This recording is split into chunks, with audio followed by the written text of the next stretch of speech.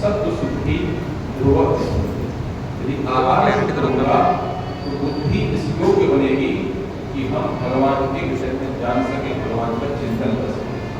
इसलिए जो लोग उल्टा सीधा खाते हैं उनको भगवान संबंधी विषय समझ में नहीं आते। इसलिए संत महात्मा कहते हैं फल फूल कंदमूल खा, विचार शुद्ध विचार सात्विक, समझ में आएंगे भगवान की भक्ति के विषय। नीति कहती है माता पत्नी पुत्री और बहन चार लोगों के हाथ का बना भोजन करना है। अब बताओ यदि घर में माता भोजन बना रही है तो कितनी अच्छी बात है। नहीं तो व्यापारी के हाथ का भोजन करोगे, घर में कोई भोजन बनाने वाली रख ली आपने, भाई रख दिया, बाबा रख दिया, तो वो किस भाव से भोजन बनाएगा? भैया आपकी तो महीने की पगार आ जाए 15,000, उसके मन में ये भाव थोड़ी रहेगा कि हमारे बच्चे हैं, हमारे पति हैं, ये भाव थोड़ी रहेगा। तो व्यापारी व्यक्ति के हाथ का भोजन खाएंगे तो बुद्धि कैसी हो जाएगी? व्यापारी हो जाएगी। तो यही कारण है कि आजकल बच्चे भी अपने माता पिता को कहाँ रख करके आते हैं? अनाथ। यही कारण है कि व्यापारी बुद्धि का भी आप तो वो सोचता है कि घर में रहेंगे, ऑफिस जाना है, काम का नुकसान होगा, 10,000 रुपये देते जाएंगे, वृद्धाश्रम में रख करके आएंगे। दूसरा माताओं की बड़ी महिमा, कोई भी व्यक्ति को किसी स्कूल में पढ़ा लो, किसी गुरुकुल में पढ़ा लो, माताएं अपने बच्चों को जो संस्कार दे सकती हैं वो हमने और कोई दे नहीं सकता। कहीं रख करके तो ये दो, समाज आध्यात्मिक होगा कि नहीं होगा और साथ ही साथ समाज सुसंस्कृत होगा कि नहीं होगा, ये दोनों जिम्मेदारियां माताओं के ऊपर छूट होगी। मतलब माताएं घर में बैठे बैठे समाज का, देश का निर्माण कर सकती हैं यदि कमर पक्की कर देती। ऐसे नहीं कि अपने हाथ में मोबाइल उठ रहा है और बच्चे को बोले तुझे मोबाइल नहीं देखना है, काम नहीं चलेगा, है कि नहीं? अत्रि जी अपनी पत्नी माता अनुसुईया की महिमा यहाँ पर बता रहे हैं। बहुत दिनों तक तपस्या करी है, व्रत हो गई है, लेकिन है बड़ी तपस्वी, सती है, शील है, इसलिए गच्छ देवी नमस्कृत्या शीघ्र में ही पुनः शुभे रथेति राम वचनम सीता चापी तथा करो। गच्छ देवी नमस्कृत्या, जाओ देवी, राम जी कह रहे हैं। जब माता अनुसुईया की महिमा सुनी तो राम जी ने कहा गच्छ देवी नमस्कृत्या, हे सीता जाओ और माता अनुसुईया को नमस्कार करो। शीघ्र में ही पुनः शुभे रथेति राम वचनम सीता चापी तथा करो। तो इस प्रकार से राम जी ने कहा तो अच्छा है, जाकर के माता अनुसुईया के पास गई और जाकर के उनसे बहुत महत्वपूर्ण शिक्षा उन्होंने प्राप्त की, बहुत महत्वपूर्ण शिक्षा प्राप्त की।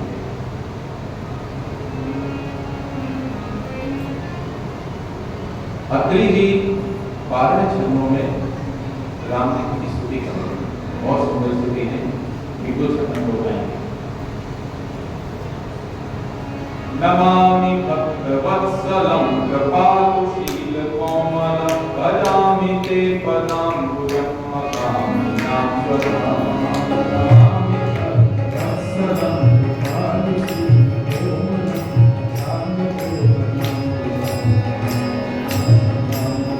नमामि भक्तवत्सलं कृपालुशील कोमलं भजामि ते पदाम्बुजं मकामिनां स्वधाम।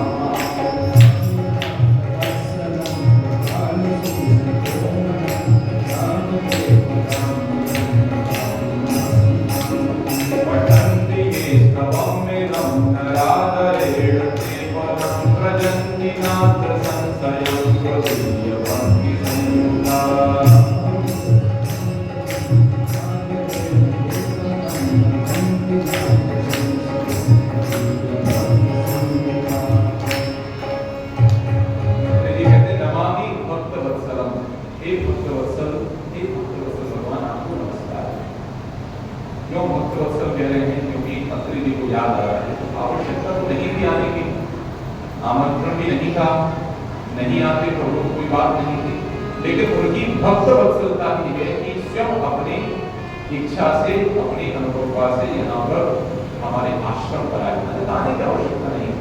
तो प्रभु आप भक्त वत्सल हैं, भक्तों के प्रेमी हैं, इसलिए आप इस स्थान पर आए। कृपालुशील कोमलम, कोमल स्वभाव वाले हैं, इसलिए भजामि ते पदाम्बुजम, मैं आपके चरण कमलों को नमस्कार करता हूँ। उसके पश्चात माता सीता जाती हैं अंदर और अंदर जाकर के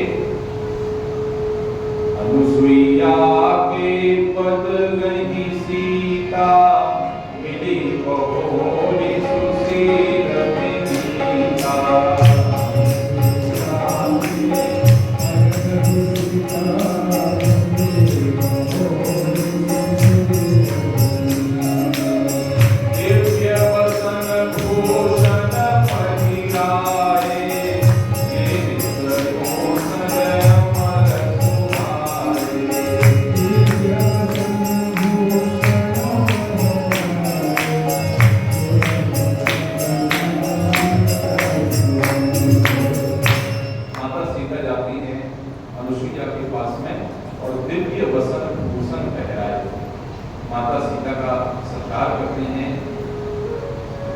दिव्य वसन भूषण पहनाए। माता अनुसुईया तो प्रदत्त हो गई, यूं समझिए कि बिस्तर में ही पड़ी हुई है, लेकिन दिव्य वसन भूषण पहनाए।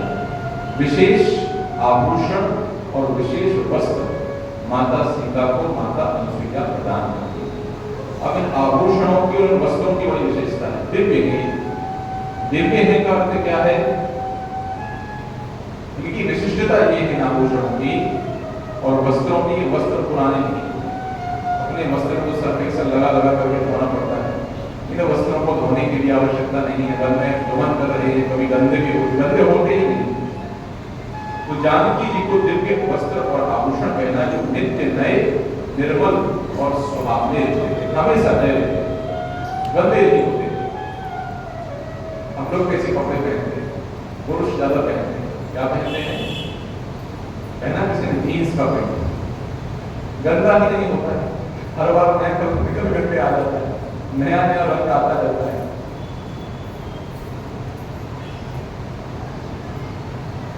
अंगरागम का सीताए ददौ दिव्यम सुखानना, ना त्यक्षते अंगरागेण शोभात्वा कमलानि। माता अनुसुईया ने दिव्य अंगराग दिया उनको और उन्होंने कहा कि इस अंगराग को लगाने से आपके शरीर की शोभा कभी कम नहीं है। तो माताओं के लिए तो गिफ्ट अच्छा ही है, अच्छे कपड़े हो, अच्छे आभूषण हो और शरीर सुंदर बना रहे, बहुत अच्छा है। तो इसी दृष्टि से माता अनुसुईया ने ये गिफ्ट दिया कि आप एक उपहार दिया, लेकिन इससे महत्वपूर्ण आहार, इससे महत्वपूर्ण आहार उपहार है यदि शुभ उपदेश, ज्ञान। किसी वस्तु को देने से श्रेष्ठ उस व्यक्ति को सही ज्ञान बनाना।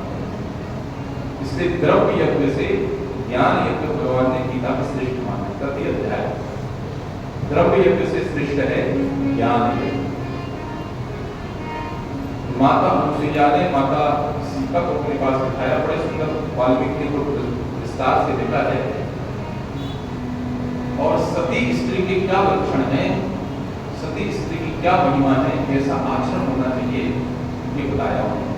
और आज के समय में तो भैया ये बात बड़ी प्रासंगिक है, इसलिए हमने कहा इसको तो विस्तार से चर्चा करें। अभी कुछ दिनों में, पिछले एक महीने के अंदर ऐसी ऐसी घटनाएं हो गई हैं, सोशल मीडिया के माध्यम से जारी पता चलता है कि समाज की स्थिति ऐसे लग रहा है जैसे गर्भ में जा रही है। एक स्त्री ने अपने पति को मार करके धब्बे में हो गया, बताओ, इतनी कठोर बात है। ऐसे ऐसे सभ्य समाज में कल्पना करना जिन चीजों को कठिन है, ऐसे इस समाज में घटनाएं घट रही है। कारण क्या है? प्रशिक्षण का अभाव, प्रशिक्षण का अभाव। सबके दिमाग में एक ही बात बैठ गई, बेटिया पढ़ लिख करके कलेक्टर नहीं बन जाए, लड़का भी पढ़ लिख करके कलेक्टर हो जाए, खूब बने कलेक्टर नहीं, खूब बने कलेक्टर, कोई बात नहीं। लेकिन आधार है जीवन का संस्कार, आधार है जीवन का आध्यात्मिक सिद्धांत, आधार है जीवन का शास्त्र। यदि शास्त्र नहीं जीवन में, संस्कार नहीं जीवन में और आध्यात्मिकता नहीं जीवन में, इतनी बड़ी पोस्ट और इतना बड़ा धन दोनों आपको कोई विशेष लाभ प्रदान नहीं कर पाएंगे। कुछ वर्ष पहले की घटना है, बक्सर के कलेक्टर भी थे, उन्हें ट्रेन के नीचे चढ़ करके आत्महत्या कर, कानपुर के एसपी महोदय थे, उनने शायद जहर वगैरह खा लिया था, अब मर गए।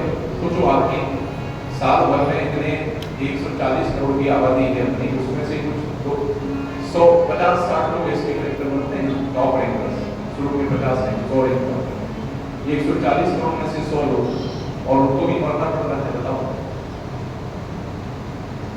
तो इसीलिए सबसे महत्वपूर्ण है प्रशिक्षण, और वही प्रशिक्षण का कार्य यहाँ पर माता अनुसुईया करते हैं।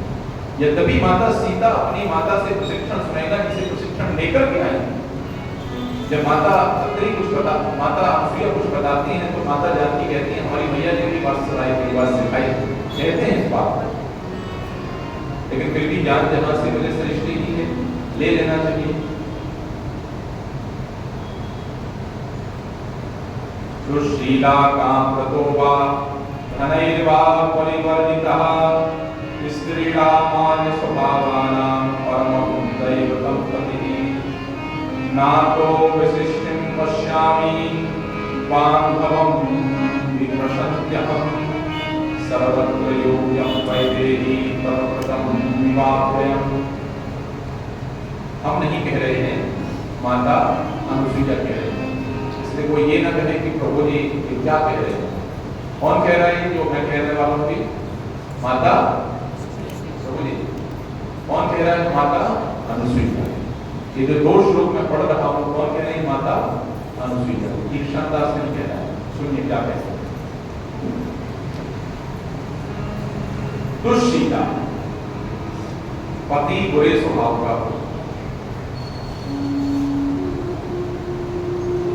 कामवत हो, मनमाना बर्ताव करने वाला हो, धनी वा परिवर्तिता, अथवा धनहीन ही क्यों ना हो, धनहीन हो या स्वभाव थोड़ा बुरा हो या मनमाना बर्ताव करने वाला हो,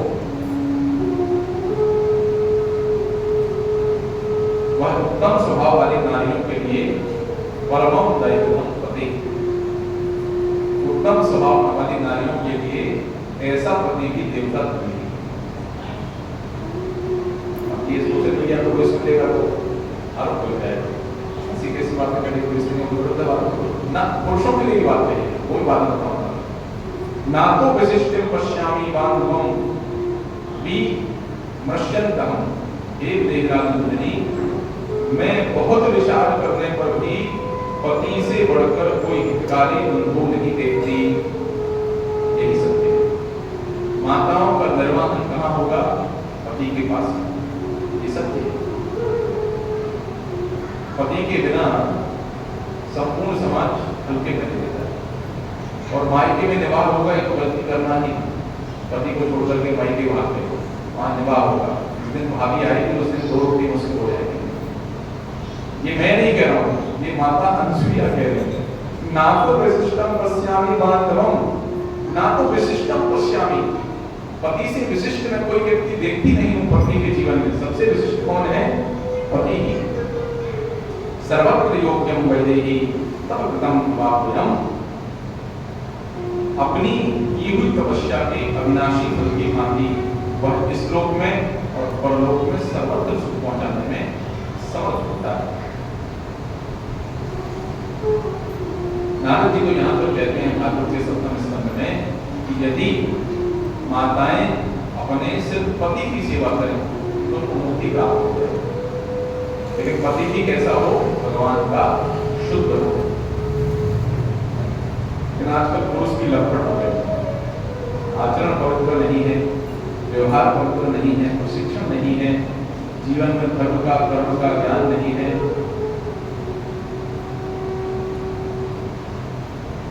पतिर्हि देवता नार्यः पतिः बन्धुः पतिः गुरुः प्राणैरपि प्रियं तस्मात् हरतो कार्यं शेषतः।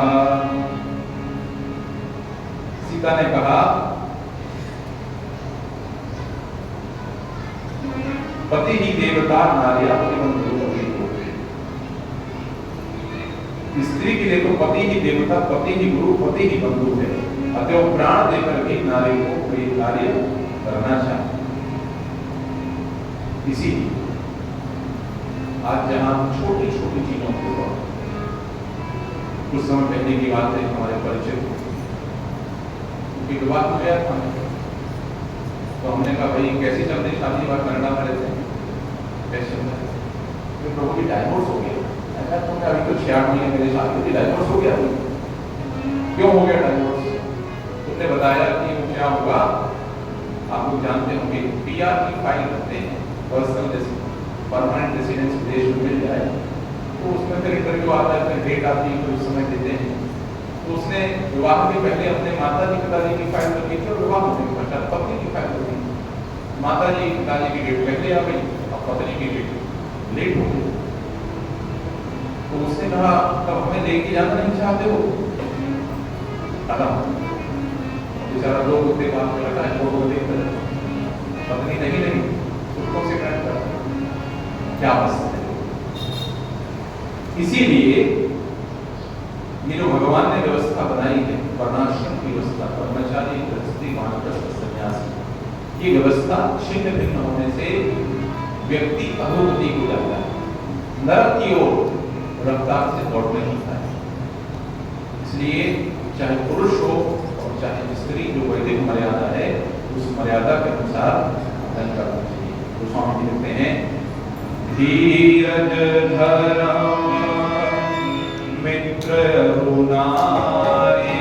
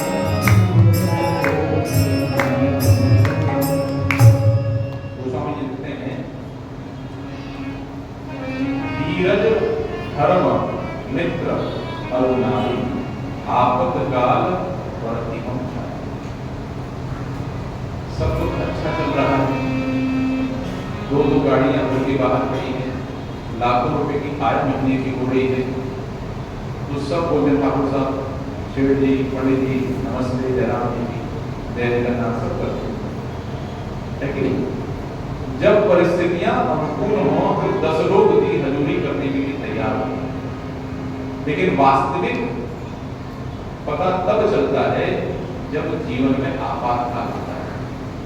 तो धीरज अर्थात धैर्य की परीक्षा। सब कोई अच्छा चल रहा है, सब नमस्ते कर रहे हैं आपसे, सब सम्मान कर रहे हैं, आपका घर पर प्रसाद लेने के लिए बुला रहे हैं, दक्षिणा भी दे रहे हैं, चरण स्पर्श कर रहे हैं, मान सम्मान मिल रहा है और आप बिल्कुल साधु के समान बने हो। इसमें क्या पता चलेगा? पता तब चलेगा जब एक दिन भोजन नहीं, 1 बजे की जगह 5 बज जाए भोजन, तब पता समझ में आएगा कि आप कितने धैर्यशाली। तो धैर्य की परीक्षा कब होती है? विपरीत परिस्थिति में। तो वास्तविक धैर्यशाली कौन है? जो विपरीत परिस्थिति में संयम बनाए, धीरज, धर्म। धर्म की परीक्षा भी कब होती है? जब आपातकाल विपरीत परिस्थितियां। वो रोज नहाते हैं, लेकिन एक दिन केदारनाथ में ठंडी लग गई, अब देखते हैं कैसे नहाते हैं, कैसे यहाँ डटकी लग गई 3-3 बार नहाते हैं, अब केदारनाथ में जाकर के एक बार भी नहाने के लिए तैयार नहीं। धर्म की परीक्षा, बहुत सारे दृष्टांत आते हैं। हरिश्चंद्र महाराज के धर्म की परीक्षा हुई, श्री महाराज के धर्म की परीक्षा हुई कि श्री महाराज का दान धर्म शास्त्रों में बहुत श्रेष्ठ बताया गया। पहुंच गए अग्निदेव रुद्रदेव के दान धर्म की परीक्षा लेने में, कबूतर बन के गए, कबूतर को उन्होंने बचाया। तो बाज ने कहा कि हमें तो कबूतर ही चाहिए, कबूतर नहीं, आपके शरीर का मांस को आपातकाल विपत्ति विपरीत परिस्थिति। तो श्री महाराज ने मांस को छोड़ो शरीर का, खुद उस तराजू के ऊपर बैठ गए उस कबूतर को बचाने। छात्र धर्म और दान दोनों का परीक्षा होता है। सब भंडार भरे हुए हैं, क्या चाहिए? चलो ले जाओ 1100 की रसीद हमारे तरफ से, 2100 की रसीद हमारे तरफ से। आपातकाल धर्म की परीक्षा होती है, और मित्र की परीक्षा भी आपातकाल में होती है, और नारी की परीक्षा भी आपातकाल में होती है। परिस्थितियां विपरीत हों, नौकरी छूट गई है, आवक कम हो गई है, परिवार में जिम्मेदारियों का बोझ बढ़ गया है, माता पिता बीमार हो गए हैं, पति के माता पिता हमारे सास ससुर घर में बीमार हो गए हैं, सीमाएं बढ़ गई। ऐसे समय, ये विपत्ति के समय, इस समस्या के समय किस प्रकार से आपके घर की स्त्री आपके साथ कंधे से कंधा मिलाकर सहयोग करती है, तब नारी के घर की, तब नारी का धर्म राज होता है। इसलिए आपातकाल में ही धीरज धर्म करुणारी आपातकाल ऐसे उपति कर की अपमाना नारी पाप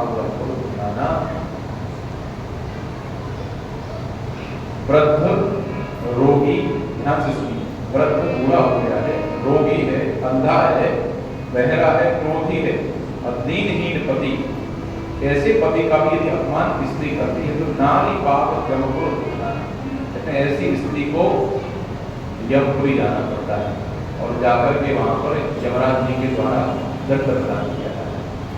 दंड हम नहीं कह रहे हैं, शास्त्र कह रहे हैं, रामायण कह रहे हैं, माता अनुप्रिया कह रहे हैं।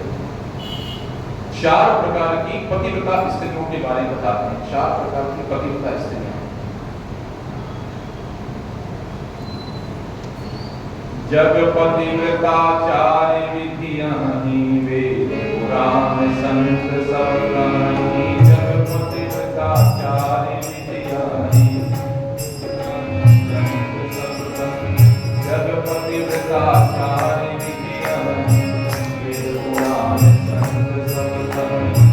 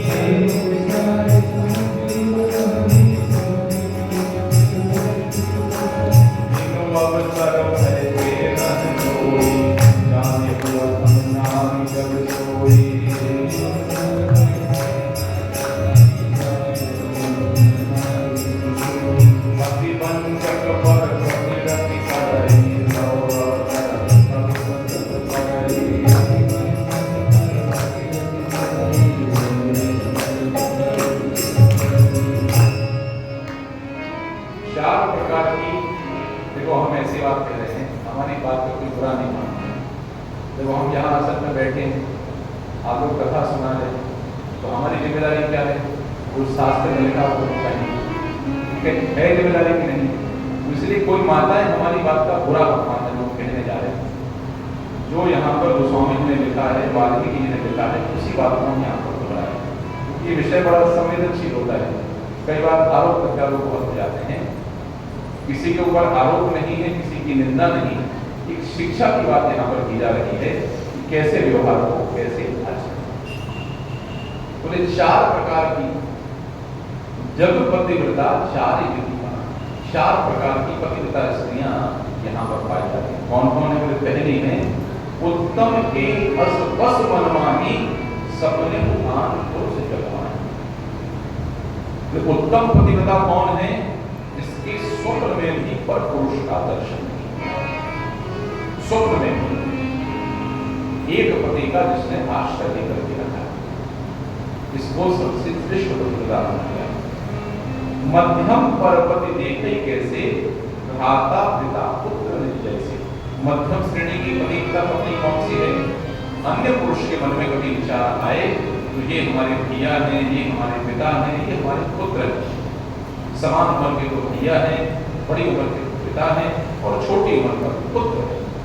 इस प्रकार का भाव जिस माता के मन में आए उसको कहा गया है मध्यम स्त्री है। धर्म विचार समुझी कुल रही सो निकृष्ट प्रिय श्रुति असम है। और मन में भले ही कैसा विचार आए, लेकिन जो माताएं अपने कुल की मर्यादा का याद रखें, अपने परिवार की मर्यादा के याद, दुहित्रा 2 कुलों पर युद्ध करने वाले पिता और पति, इस दुहित्र भाव को ध्यान में रख करके जो माताएं धर्म विचार समझ कुल रहे कि हमारे धर्म का विचार क्या है, कुल का विचार क्या है, उस मर्यादा को समझ करके जो अपने शील को संभाल करके रखते हैं, उनको कहा गया निकृष्ट प्रिय श्रुति असत्य।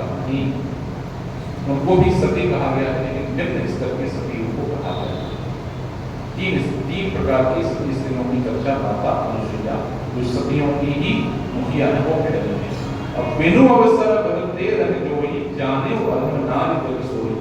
और 4 प्रकार की स्त्री के विषय में कहा गया है कि जो स्त्री मौका न मिलने से अब भयवश पतिव्रता बनी रहती है, जगत में उसे अधम स्त्री जानना चाहिए और 100 कल्प तक रौरव नरक में इस प्रकार की स्त्री को पढ़ना पड़ता है, देखना पड़ता है। अब आप विचार कर लो, 100 जन्मों तक रौरव नरक में सड़ना पड़ता है। इतना कठोर दंड है, इतना कठोर। इसलिए हमारे वैदिक संस्कृति में, भारतीय सनातन संस्कृति में बाल्यावस्था से पुरुषों को ब्रह्मचर्य की शिक्षा और माताओं को, छोटी बच्चियों को सतीत्व की शिक्षा, ये 2 शिक्षाएं बड़ी प्रभावी और प्रबल है। सतीत्व की शक्ति इतनी जबरदस्त है, इतनी तेजस्वी और ओजस्वी है। माता कौशिकी का वर्णन आता है, सुनाती दृष्टांत। माता अनुसुईया माता कौशिक दृष्टांत सुनाती हैं कि माता कौशिक का विवाह एक रुग्ण पति से हो गया, लेकिन पति की सेवा करने में कोई कमजोरी रखी नहीं। एक दिन सूर्योदय के समय अपने पति को लेकर के जा रही थी। अनभिज्ञता के चलते एक ऋषि थे, ऋषि का नाम था मांडव्य ऋषि। वो ऋषि को उनका पैर लग गया और ऋषि ने आप देखा न दाव और कह दिया कि जिस पुरुष ने हमारे ये पैर मारा है वो किसे लगा, कल प्रातः काल सूर्योदय के साथ उसकी मृत्यु हो जाएगी। माता कौशिकी ने भी दम दे दी। माता कौशिकी ने कहा यदि हमारे सतीत्व धर्म में शक्ति है तो कल का सूर्य उदित ही नहीं होगा। अब ब्रह्मांड में खलबली मची। सबसे बड़ी चिंता किसके पास पहुंचती है? ब्रह्मा जी के पास। उनको मैनेजर बनाया गया है। उनको सब समाज में लगा भैया ये तो काम गड़बड़ हो जाएगा, कल का सूर्य उदित नहीं होगा तो कैसे काम चलेगा, सब व्यवस्थाएं गड़बड़ा जाएंगी। तो भागे भागे पहुंचे किसके पास? माता अनुसुईया के पास। और माता अनुसुईया से निवेदन किया आपकी पार्टी की कार्यकर्ता ने गड़बड़ी कर दी, अभी जाकर के बात बनाओ।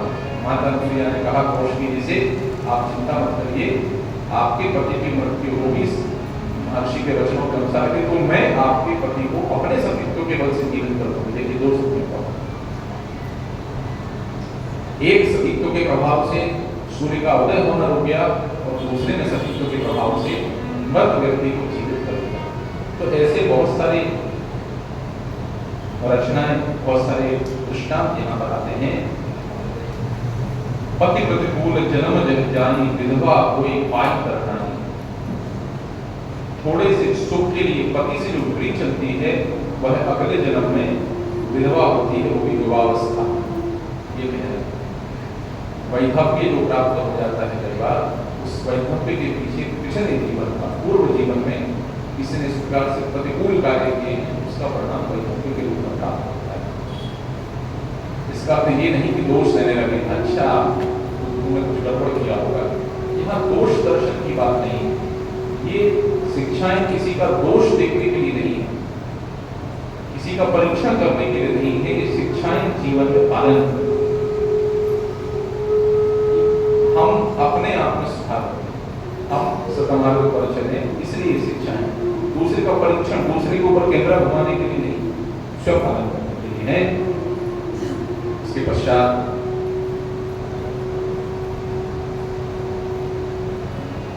राम जी कहते हैं प्रभु आज्ञा दीजिए, अब चलेंगे हम यहाँ से।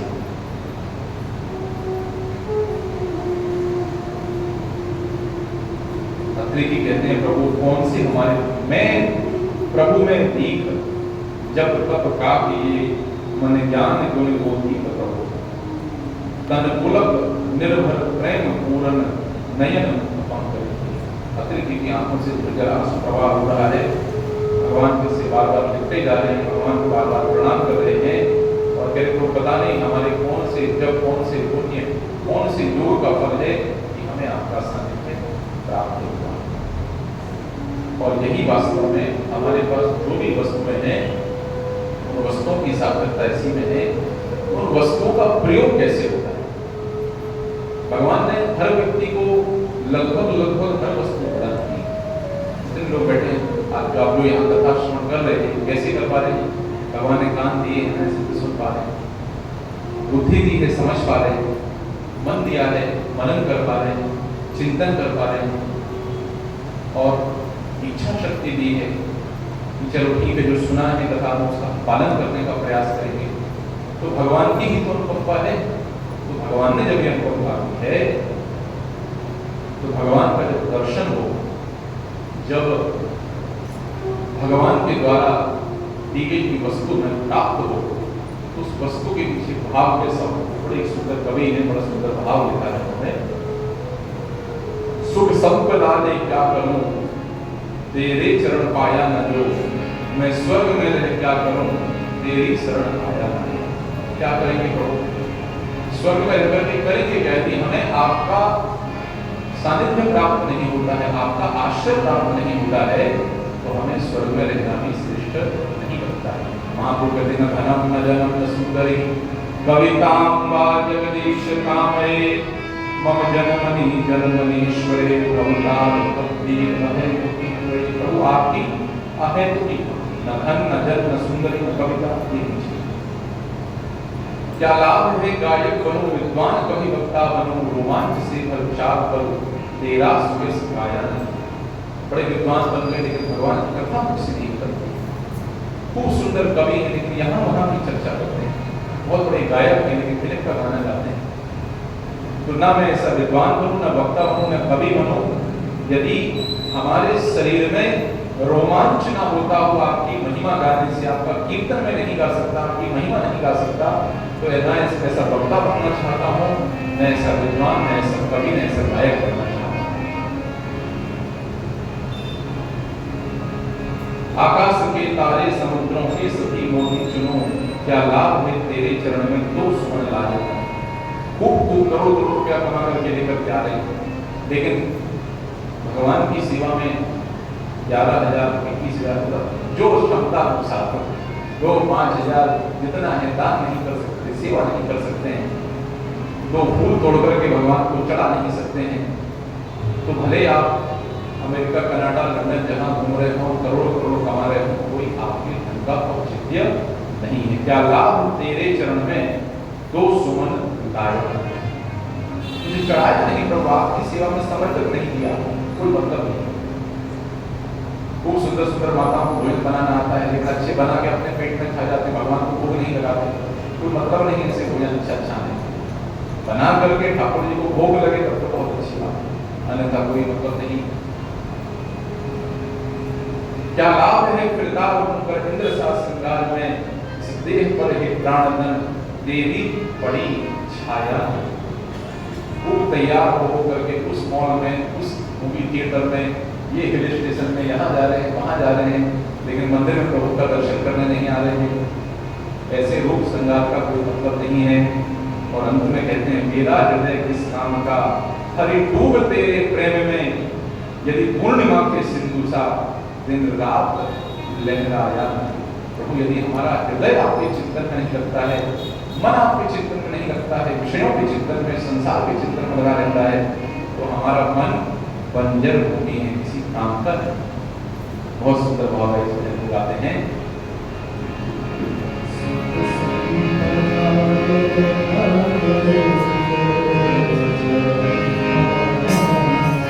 सुख संपदा ले क्या करूं, तेरे शरण पाया न जो। संपदा ले क्या करूं, सुख संपदा ले क्या करूं, तेरे शरण पाया न जो।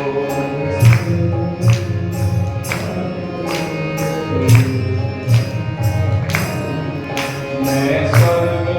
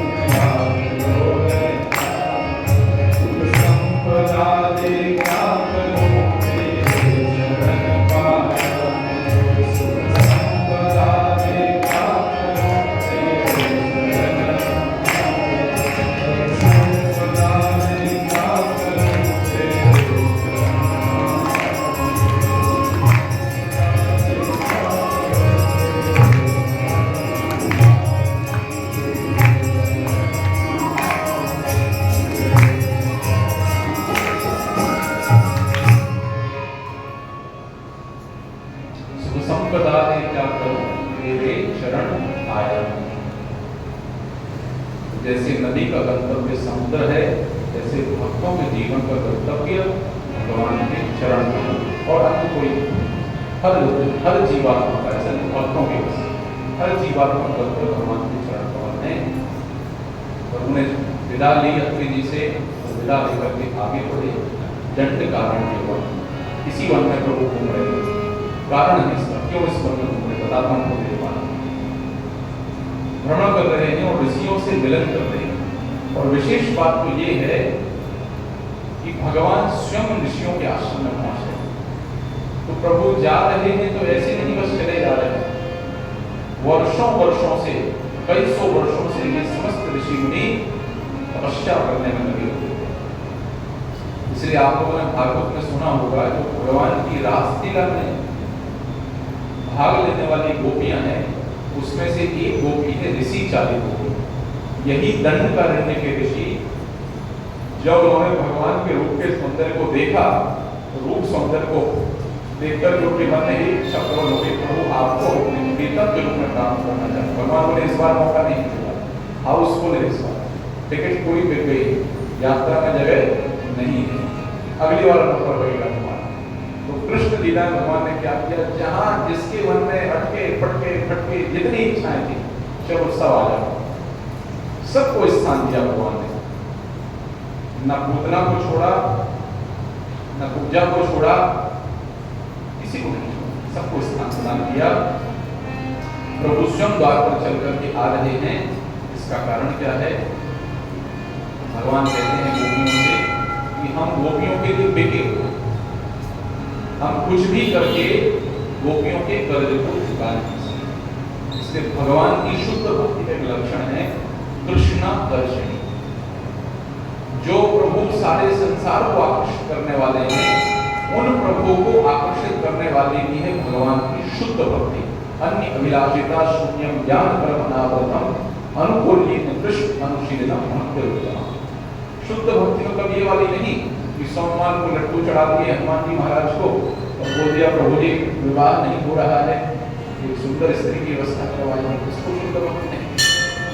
शनिवार को शनि महाराज को तेल चढ़ा दिया और कह दिया प्रभु गाड़ी घोड़े का धंधा चल रहा है, साढ़े साथी चल रही है, इससे बचाइए, शुद्ध भक्ति है। अन्य अभिलाषिता शून्य, अन्य किसी प्रकार की अभिलाषा, सिर्फ प्रेम के वश प्रभु घूम रहे हैं।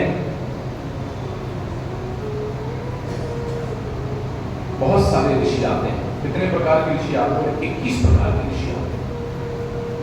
21 प्रकार के ऋषि, इनका वर्णन वाल्मीकि जी कहते हैं। कौन कौन से 21 प्रकार के ऋषि? वैखानस, सुन लीजिए, ऋषियों के भी प्रकार क्या है। वैखानस ऋषि, ब्रह्मा जी के नाखूनों से जो ऋषि शब्द है उत्पन्न हुआ वो वैखानस है। दूसरे प्रकार के ऋषि वाल्मीकि। वाल्मीकि कौन है? ब्रह्मा जी के रोमकूप से उत्पन्न हुए, वो वाल्मीकि ऋषि। तीसरे हैं संप्रक्षा, एक बार ही भोजन कर बर्तन धोकर रखने वाले। दिन में कितने बार खाते हैं? एक बार भोजन बनाया, बर्तन धो धा के रख दिए, दूसरी बार भोजन नहीं बनाना। तीसरे मारीचिक, ये भोजन नहीं बनाते, दिन में सूर्य की किरणें, रात में चंद्रमा की किरणें, उसका भी पान कर देते, ये मारीचिक है। अगले अश्वकुट। अश्वकुट कौन है? कच्चे अन्न को पत्थर से कूटकर खाने वाले, कच्चे अन्न को खाते हैं। अगले पत्र आहार, पत्रों का ही आहार करते हैं। भगवान जाने कौन से पत्ते खाते हैं। जंगल में होते हैं कोई सामने तुलसी पत्ता लगाते हैं, तुलसी पत्ता ठाकुर जी को भोग लगाते हैं, बाकी सब खा जाते हैं। लेकिन पत्रा दत्तोलुकली, दांतों से ही उखल का काम करने वाले। उन्मंजक, कंठ तक पानी में रहकर तपस्या करने वाले। आकंठ, पूरा रोग इसमें क्या है? गर्मी बहुत लगती है, बढ़िया मजा है इनका, हमें तो घर में एसी चलाना पड़ता है, ये तो कंठ में डूबे रहते हैं, कंठ में डूबे रहते हैं गर्मी में और ठंडी में डूबे रहते हैं। जब हम लोग नहाते नहीं 2-2 दिन तक। आप लोग गए हैं गंगोत्री? कौन कौन गया था यहाँ से? गंगोत्री वाले हैं लोग? गए, 2 लोग गए। इतना ठंडा पानी रहता है गंगोत्री में, जो लोग गए उनको अनुभव होगा कि खाली डुबकी मारने के पहले 10-15 मिनट माहौल बनाने को लगता है, जाए तो नहीं जाए। और जैसे डुबकी मारते हैं, बाहर निकलते हैं, लगता है शरीर शून्य हो गया, शरीर में कुछ बचा नहीं, इतनी ठंडी होती है, इतनी ठंडी होती है। उन्मंजक, कंधे पर पानी में तपस्या करते रहते हैं। अगले कौन है? गात्र शय्य, बिना बिछौने के ही भुजा पर से रखकर सोने वाले। कपड़े अपने बिछाने की आवश्यकता नहीं, जैसे अपनी भुजाओं से ही तकिया बना देते तो वही सो जाते हैं। अशय्य, शैया के उनको सोने की आवश्यकता नहीं। बोले अगले अनवकाशी, सत्कर्मों में लगे रहने के कारण अवकाश न पाने वाले। शरीराहार, जल पीकर रहने वाले, वायु हवा पीकर रहने वाले, आकाश में खुले मैदान पर रहने वाले, स्तंडिल शाही वेदी पर सोने वाले, ऊर्ध्ववासी ऊंचे स्थान पर रहने वाले, दान मन इंद्रियों को वश करने वाले, आदर कटवासा, सदैव भीगे कपड़े पहनने वाले। आदर कटवासा, हमेशा कौन से कपड़े पहन के रखते हैं? भीगे कपड़े पहन के रखते हैं। सजग, निरंतर जप करने वाले। तपोनिष्ठ, तप अथवा परमात्मा के विचार से रहने वाले। पंचांगी से भी गर्मी के मौसम में ऊपर से सूर्य का इधर उधर चारों तरफ से अग्नि ताप जला करके बैठने वाले। वाल्मीकि जी 21 प्रकार के ऋषियों के बारे में बताते हैं। और विचार करिए कि ये ऋषि जो ऐसी घनघोर तपस्या कर रहे हैं, ठंडी के दिनों में आकंठ में डूबे हुए हैं और गर्मी के दिनों में चारों तरफ अग्नि जलाकर बैठे हुए हैं, कैसे तपस्वी ऋषि होंगे, कितना शक्ति होगी उनके अंदर, कितना बल होगा। लेकिन फिर भी ये ऋषि आते हैं और आकर के प्रभु से कहते हैं, प्रभु हमने अब प्राणियों को दंड देना छोड़ दिया है, अब आप ही हमारी रक्षा कीजिए, हम आपके आश्रय में आए हैं, तपस्या हमारा धन है और हम इस धन को नष्ट करना चाहते हैं। जिस प्रकार से एक व्यापारी का धन होता है, पैसे प्रॉपर्टी, ऐसे साधु का धन है उसकी तपस्या, साधु का धन है उसका स्वभाव। अवसर है उनके पास श्राप देने का, अवसर है उनके पास प्रतिकार करने का, केवल नहीं हम नहीं करेंगे क्योंकि हमने इस कार्य को छोड़ दिया। तो ये साधु स्वभाव है। आप सबने दृष्टांत सुना होगा, एक महात्मा जी स्नान कर रहे थे नदी में और नदी में स्नान करते करते अर्घ देने के लिए जा रहे थे।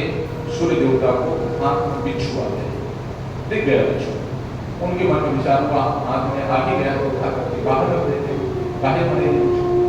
जैसे उठाए उस बिच्छू को सोई डंक मार दे, हाथ से गिर जाए। जैसे उठाए सोई डंक मार दे, कम से कम 4-5 बार काटा उसको। तो एक बाजू में व्यक्ति देख रहे थे, बोले महाराज मरने दो इसको, क्यों परेशान होते हो आप? तो महाराज जी ने बड़ी सुंदर बात कही कि जब ये बिच्छू पशु होते हुए अपने स्वभाव को नहीं छोड़ सकता, तो हम साधु होकर के अपने स्वभाव को क्यों छोड़? समस्त साधु इस प्रकार के अलग अलग साधु को यथार्थ मिल बंदराओं में तपस्या करके सबके सवाए प्रभु अब आप हमारी रक्षा कीजिए। और मन में उत्पन्न जो गंधमूल थे सबसे प्रभु का स्वागत किया। क्या वहां थोड़ी पिज्जा पास्ता रखा हुआ है, राम जी को पिज्जा पास्ता खिलाएंगे, पकौड़ा खिलाएंगे, रोटी। संत महात्मा फल बाबा जंगल में जो मिला वही खाया, वही खिलाए, आगे सभी मैया भी खिलाए, जो है वही खिलाए। अतिथि का स्वागत हो ददाति प्रतिग्रहणाति गुह्यम आख्याति गच्छति। इसके पश्चात वहां से आगे निकले, एक विशेष असुर वहां पर मिला, नाम था उसका विराट। विराट नाम का असुर था। जैसे आगे बढ़ा, उनको विराट का कहते हैं।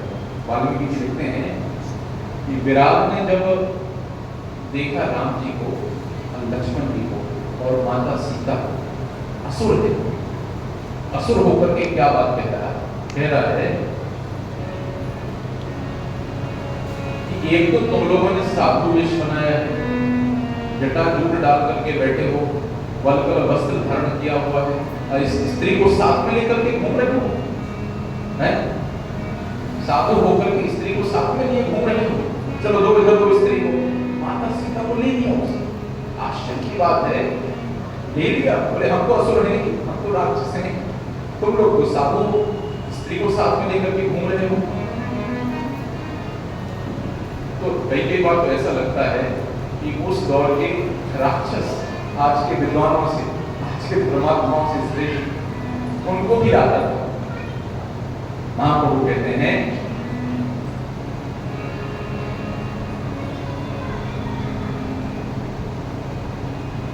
यद्यपि तुम्ही हो जगत पावन, सनातन जी से कहते हैं, हे सनातन गोस्वामी, यद्यपि तुम्ही हो जगत पावन। सनातन गोस्वामी आपके कहीं जगन्नाथपुरी की घटना है, अपने जगन्नाथपुरी कि हे सनातन, तुम्हारे अंदर इतना सामर्थ्य है कि सारे लोगों को तुम पवित्र कर सकते हो।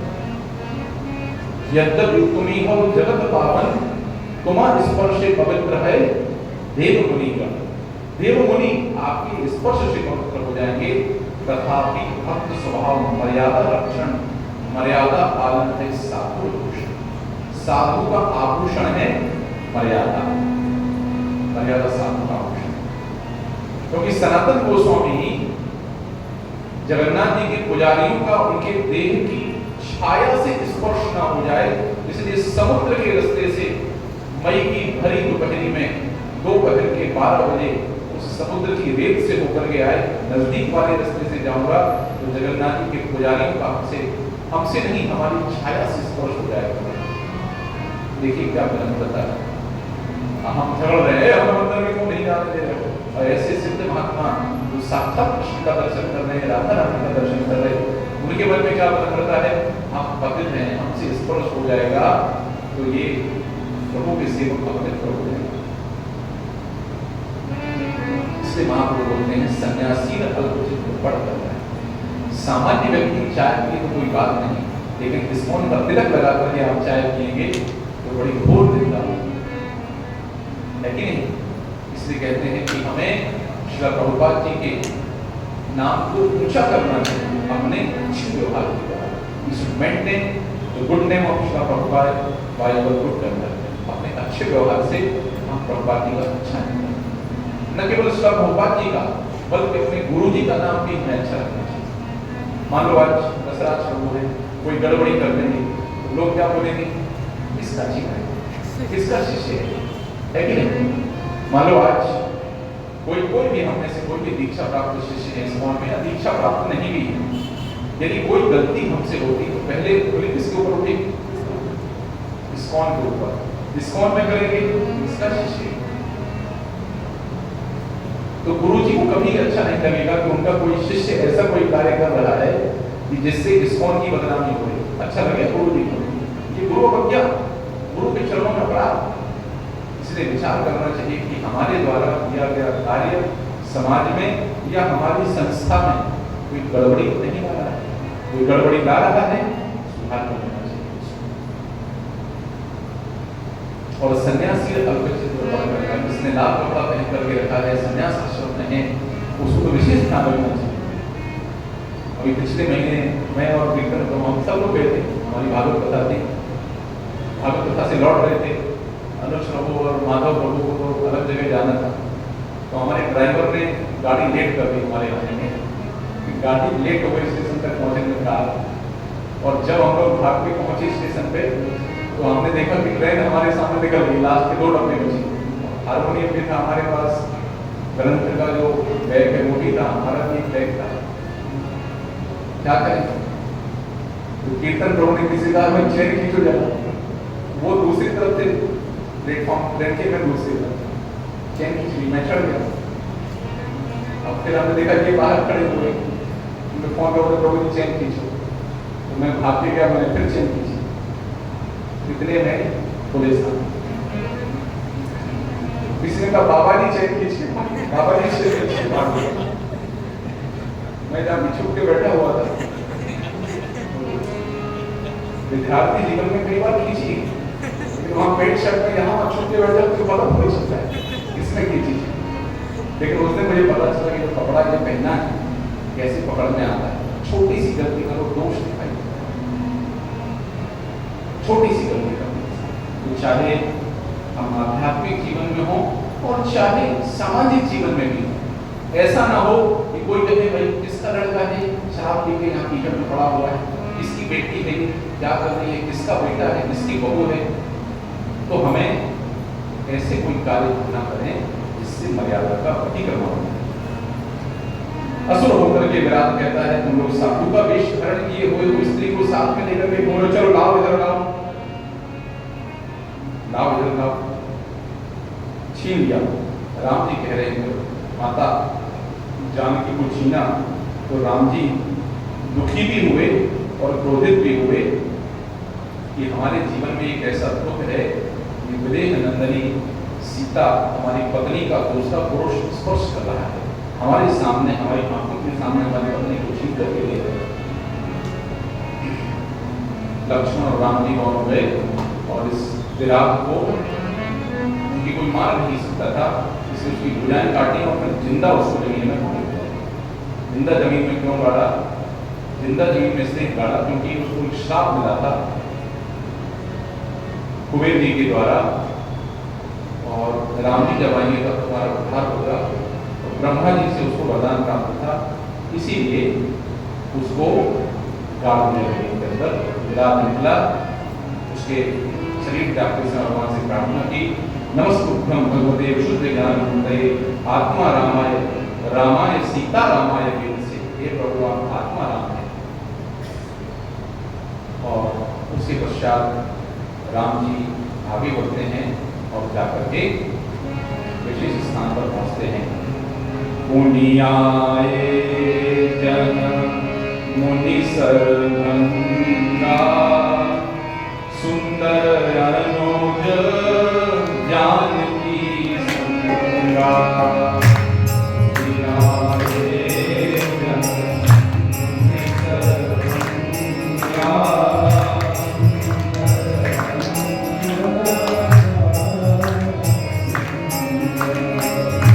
चितवत पंख रहे दिन राति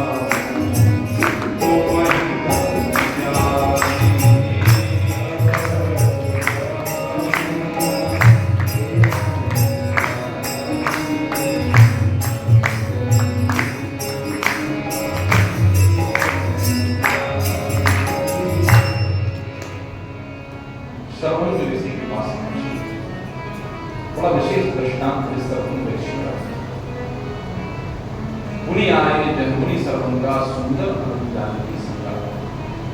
प्रभु सर्वंग ऋषि के यहाँ पर पहुँचते हैं और चित्रवत पंथ रहे दिन रात्रि, अब प्रभु देव की पुराण प्रभु कब से आपकी प्रतीक्षा कर रहे हैं। वाल्मीकि जी देखते हैं कि जब राम जी पहुँचते हैं तो देखते हैं कि ऊपर विशेष देवताओं का समूह सर्वंग ऋषि के पास में विद्यमान था। राम जी ने देखा लगा है इंद्र जी लग गए, साथ में समस्त देवताओं के साथ में चमर डुलाया जा रहा है, उनकी स्तुति की जा रही है। राम जी लक्ष्मण जी से कहा मुझे लग रहे हैं इंद्र जी। राम जी गए नजदीक में मिलने के लिए, इंद्र जी वहां से छू अंदर, अभी नहीं मिलना है, अभी प्रभु को बहुत काम करना है, प्रभु के दर्शन तो हम बाद में करेंगे जब प्रभु हमारा काम कर देंगे, अभी नहीं मिलेंगे। वहां से इंद्र जी चले गए और जब सुतीक्ष्ण जी के पास पहुंचे, सुतीक्ष्ण जी के पास जाकर उन्होंने कहा, सुतीक्ष्ण जी के पास जब जाते हैं, सुतीक्ष्ण जी कहते हैं प्रभु आपका ही हम आपकी प्रतीक्षा कर रहे थे। सो कछु देव न मोहि निपुरा, निज पन राखु जन मन छोड़ा। प्रभु इससे अधिक हमारे ऊपर आपका कोई उपकार हो नहीं सकता है। हे भक्तों के मन को चुराने वाले, अब मैं आपकी जब लगी मिलाऊं तुम्हें तनु त्यागी। हमने तो ऐसा व्रत ही लिया था कि आपका दर्शन होगा और इस देह को त्याग देंगे। इंद्र जी लेने के लिए आए, हमने कहा ना, हमने सुना है प्रभु यही वन में घूम रहे हैं, प्रभु आएंगे, प्रभु की उपस्थिति में इस देह का त्याग करेंगे, उसके पश्चात ही हम यहाँ से जाएंगे। ये सौभाग्य आर्ट ऑफ लिविंग, इसकी बहुत चर्चा होती है, लेकिन आर्ट ऑफ लिविंग से अधिक महत्वपूर्ण है आर्ट ऑफ डाइंग। मरना कैसे, ये व्यवस्था यदि हो जाए कि मरे कैसे, तो जीना तो अपने आप है। किस प्रकार से मरे? अर्जुन प्रश्न पूछते हैं, प्रभु ऐसा उपाय बताइए कि हम आपको प्राप्त कर सकें। तो बहुत भगवान उपाय बताते हैं गीता के 8वें अध्याय में, और अंत में प्रश्न भगवान इतनी कृपा कर देते हैं कि ये तो चलो ठीक है, जीवन भर कर लिया तो अच्छी बात है, जीवन भर नहीं कर पाए तब भी मृत्यु के समय भी आप हमें प्राप्त कर सकते हैं। यम यम वापि स्मरण भावम यजति अंति कलेवरम, तम तमैवैति कौन्तेय सदा तद्भाव भाविना। यम यम वापि स्मरण भावम यजति अंति कलेवरम, त्याग करते समय, शरीर को छोड़ते समय जीवात्मा जिस जिस भाव का चिंतन करता है उसी को प्राप्त। ये जब श्लोक सुनाया जाता है तो कुछ लोग बड़े खुश जाते, बहुत बढ़िया, जिंदगी भर मजा, लास्ट भगवान का चिंतन, लाभ होने वाला नहीं। पहली चीज तो चिंतन होगा, परीक्षा में वही बच्चा पास होता है जो पूरे साल पढ़ाई, नहीं तो नकल भी काम नहीं करता।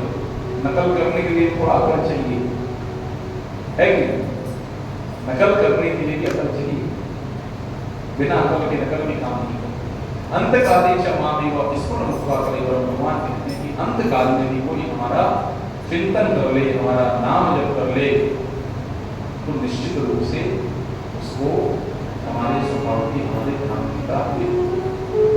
इसका अर्थ ये नहीं कि हम अंत समय के लिए बैठे रहे, ये बढ़िया बात है, अंत समय में करेंगे। कोई ठिकाना है कि अंत समय का बात है?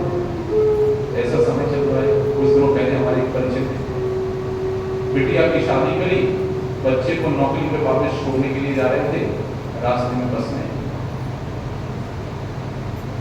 बताओ 7 दिन पहले बेटी की शादी, तो कोई ठिकाना है जीवन पूरा पा जाए और अंत कैसा है?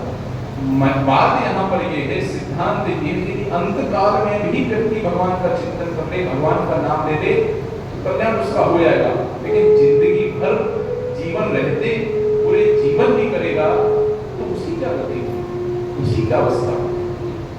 और प्रमाण है भागवत पंचम स्कंद, भगवान ऋषभदेव के पुत्र भरत महाराज मृत्यु के समय हिरण का चिंतन हो गया, अगला शरीर हिरण का।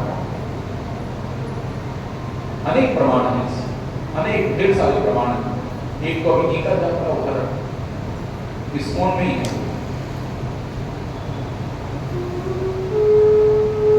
अभी माता जी ने ब्रह्मचारी बोल रहा हूं, मृत्यु के समय उनको चिंतन हो गया, ब्रह्मचारी थे कहते, मृत्यु के समय माता जी ने स्त्री का चिंतन हो गया, तो अभी स्त्री बन गए इस्कॉन में। उनके गुरु भाई जगत गुरु प्रभु के गुरु भाई भक्ति शर्मा, सोचिए एक सेठ जी ऐसे प्रवचन में बैठे थे, सुन लिया आपने, ये बहुत बढ़िया काम, भगवान का नाम ले लो लास्ट में, बढ़िया काम हो जाएगा। तो हमने सारे लोगों का नाम भगवान के नाम, गोविंद, गोपाल, माधव। मृत्यु का समय आया, सेठ जी अस्पताल में एडमिट हो गए, सब बच्चे वहां पर पहुंच गए, बोले कहाँ है गोविंद, ये खड़ा है, माधव कहाँ है, यहाँ पर खड़ा हुआ है, गोपाल कहाँ है, यही खड़ा हुआ है, बोले सारे तुम सब यही हो, फैक्ट्री पे कौन है, ऐसा बोल करके सेठ जी के प्राण।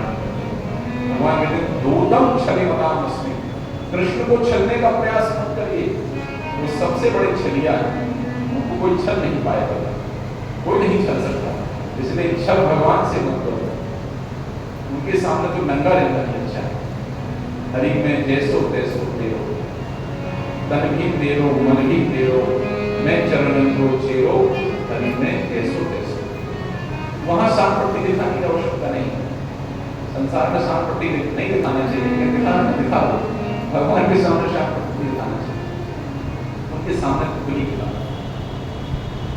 प्रभु आपको उपस्थिति में देख क्या करना चाहता हूँ, योग अग्नि को वहीं पर स्थापित किया और उसमें बैठ करके सर्वंग अग्नि भगवान के सामने भगवान का दर्शन करते करते और भगवान के धाम में चले।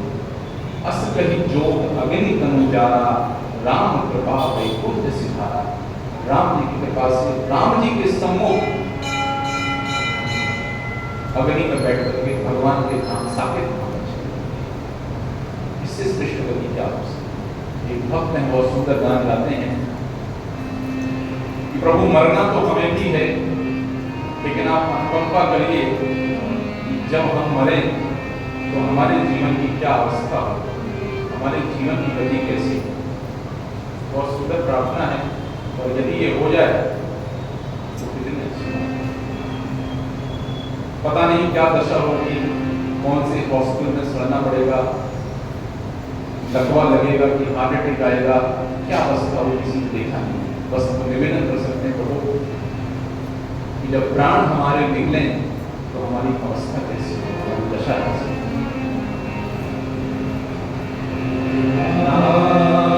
तो करना स्वामी जब प्राण से निकले, तो करना स्वामी जब प्राण से निकले, ना तो करना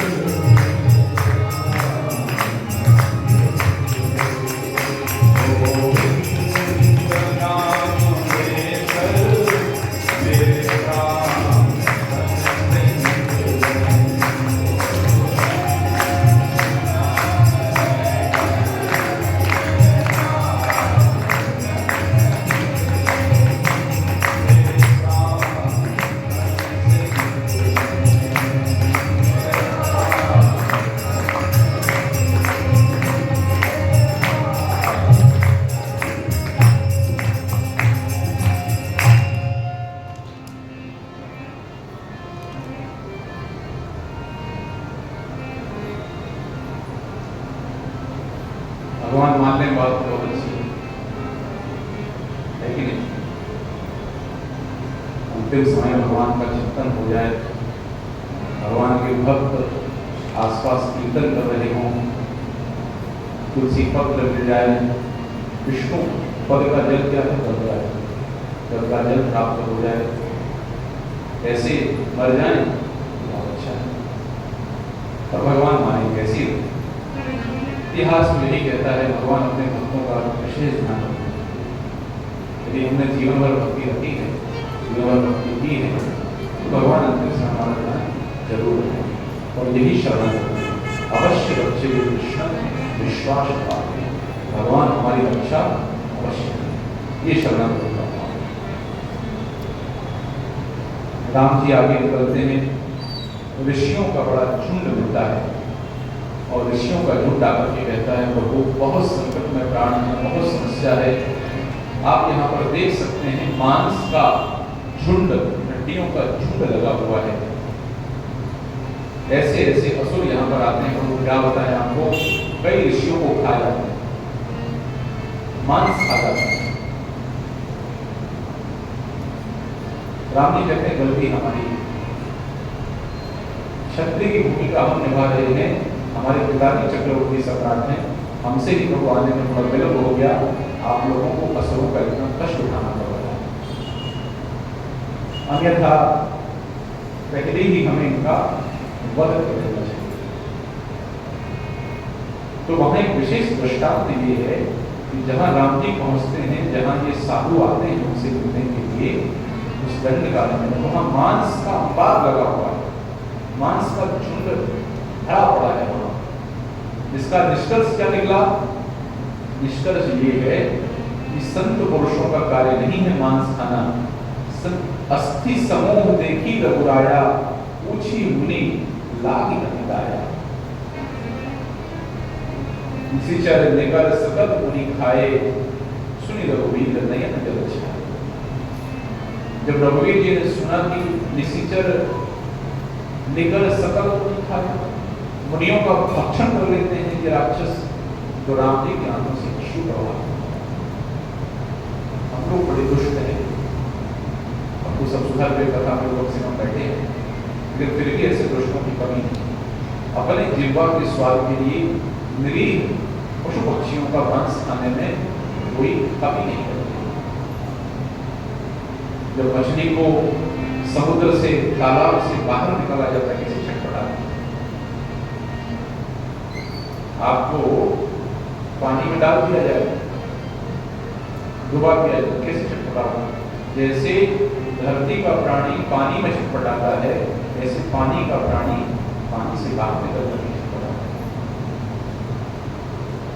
लेकिन आजकल तो क्या है, उद्योग नगरी चल गई है पूरी। क्या उद्योग नगरी चल गई है? एसी कमरा में बैठ करके, एसी होटल में बैठ करके मदनी दरबार और वहां भोजन करते, पता ही नहीं चलता उस प्राणी के कष्टों का। राम जी इन मुनियों के कष्टों को देख करके दुखी हुए, अर्थात सर्वथा यही निर्देश दे रहे हैं कि मांस भक्षण नहीं होना चाहिए। पता सबसे निकृष्ट मांस किसका माना गया है? किसका माना गया?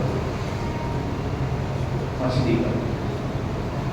सबसे निकृष्ट मांस माना गया मछली का। बोले जिसने मछली का मांस खा लिया उसके लिए कुछ नहीं बचा, कुछ नहीं बचा। सबसे निकृष्ट शास्त्र में माना गया मछली। कई लोग कहते हैं प्रभु जी हम समुद्र के किनारे नहीं खाएंगे तो कैसे चलेगा? हम भी तो समुद्र के किनारे हैं। भावनगर, द्वारिका, राजकोट, पूरी गुजरात बॉर्डर जो समुद्र किनारे, हमारे यहाँ कोई नहीं खाता है। ये तो अपनी जिह्वा को संतुष्ट करने का तरीका है कि नहीं प्रभु जी सस्ते मिल जाती है, अपने जाते हैं, मार ले आते हैं, खा लेते हैं ना। मनुष्य का शरीर बना ही नहीं है मांस भक्षण के लिए। मांसभक्षी प्राणियों के जो दांत होते हैं, जो फाड़ने वाले दांत, केनाइन कहते हैं, वो दांत विकसित होते हैं। हमारे फाड़ने वाले दांत विकसित नहीं, हमारे चबाने वाले दांत विकसित हैं। उसको मोलर प्रीमोलर कहते हैं, जिनसे हम चबाते हैं, तोड़ने वालों को चबाते हैं। ठीक है, लोग अपना अंतर देते हैं, एक व्यक्ति को नहीं खाएंगे तो हमारे शरीर में पोषक तत्वों की कमी हो जाएगी, प्रोटीन नहीं मिलेगा। तो मल में प्रोटीन मिलेगा तो मल खाओगे क्या? नहीं, उसमें प्रोटीन अच्छा होता है, खाएंगे ना मल। अरे खाने की मर्यादा है। एक व्यक्ति कह रहा था रोज हम नहीं खाएंगे तो मुर्गा मुर्गी बढ़ जाएंगे। अच्छा आप बताओ, आप लोग तो रहते हैं यही समुद्र के तट पर रहते हैं, कभी आपने ऐसा जैसी घटना देखी बड़ी बड़ी मछलियां समुद्र के किनारे आकर के पड़ी हुई, क्यों? ओवरफ्लो हो गई समुद्र में, समुद्र उठा करके बाहर नहीं, ऐसा कुछ होता है? बल्कि हमें कई किलोमीटर अंदर मछली पकड़ने के लिए जाना पड़ता है। कभी आपने देखा मुर्गा मुर्गी रोड पर घूम रहे, बड़े बड़े पोल्ट्री फार्म चल रहे हैं मुर्गी पालन के लिए, जहां पर मुर्गियों को पाला जाता है, उनसे अंडे निकाले जाते हैं।